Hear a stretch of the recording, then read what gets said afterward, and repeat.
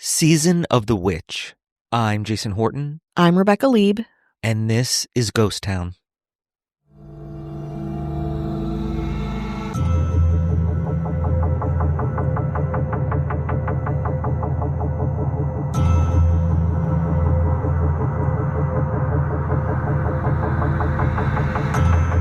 From the Bible to medieval Europe to Salem, Massachusetts, witch hysteria has always been a part of human history.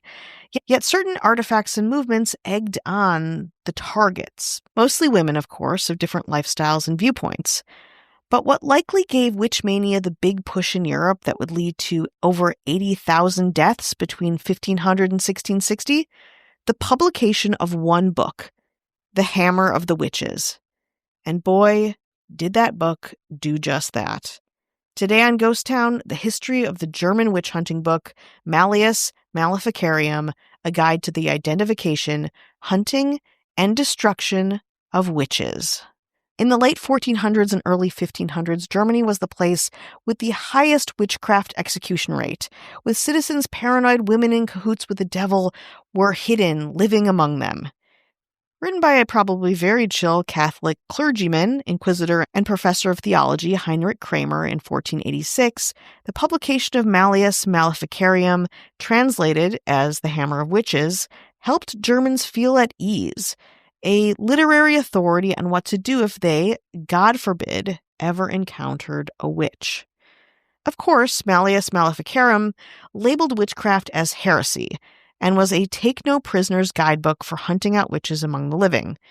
Published in the German city of Speyer, the book was enormously popular right off the bat, with 36 editions printed between 1486 and 1669.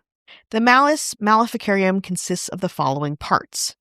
1. Justification, essentially an introduction, citing the prevalence of sorcery, which is a method of Satan's final assault, of course, inspiring the book. 2. Papal bull. Basically, this is explaining that the Pope pretty much endorses everything said in the book. 3. Approbation by professors of theology at the University of Cologne. Basically explaining all the theology professors at the University of Cologne also endorse everything said in the book. 4. The table of contents. That's pretty self-explanatory. 5. The main text in 3 sections. The Malleus Maleficarium asserts that 3 elements are necessary for witchcraft: the evil intentions of the witch, the help of the devil, and the permission of God. The book is then divided into these sections. The first section is aimed at clergy and tries to refute critics who deny the reality of witchcraft. The second section describes the actual forms of witchcraft and its remedies.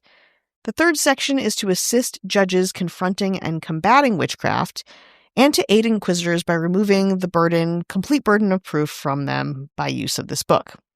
Now, of course, I know what you're thinking. What does this book sound like? Well, I've got you. Here are some excerpts. Why superstition is chiefly found in women. For some learned men propound this reason, that there are 3 things in nature, the tongue, the ecclesiastic, and a woman, which know no moderation in goodness or vice. When she speaks in delight, which flavors the sin, this is discussing a witch's voice, the flower of love is a rose, because under its blossom there are hidden many thorns. Then there's some text highlighted with S. And I have found woman more bitter than death, who is the hunter's snare, and her heart is a net, and her hands are bands. He that pleaseth God shall escape from her, but he that is a sinner shall be caught by her. More bitter than death that is than the devil. Then there's another underlined portion. More bitter than death, again, because bodily death is an open and terrible enemy, but woman is a wheedling and secret enemy. Can you sense a theme? I can. The Malleus Maleficarium quickly became the standard handbook used to detect witches until well into the 18th century, hence all of the editions. And it served to spur on and sustain witch hunting hysteria. Of course it did. You heard the excerpts. It incites paranoia around women who do different things, around any, honestly, human interaction that might be seen as positive or loving. For more than 100 years, the book sold more copies than any other book in Europe except the Bible. That's also saying a lot. Problematically, theologians of the Inquisition at the Faculty of Cologne eventually condemned Malleus, stating that the book was inconsistent with Catholic doctrines on demonology and that it recommended unethical and illegal procedures. That's theologians in a university saying this. Despite this, of course, the book remained popular. It's simple, it's profound, it has very striking messages and specific things to do when encountering these types of threats. Scholars believe Malleus played into already proliferant superstitions and the rising tensions of the Reformation and Counter-Reformation, basically encouraging authorities to treat witches in the same manner as heretics, who were frequently burned alive at the stake as a punishment. Again, very convenient, very easy. It's a violent directive.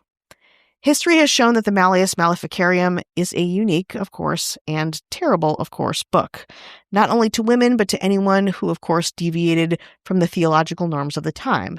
While this book, of course, is rife with lessons and teachings, that's likely the biggest and most horrifying lesson, just perhaps in time for Halloween.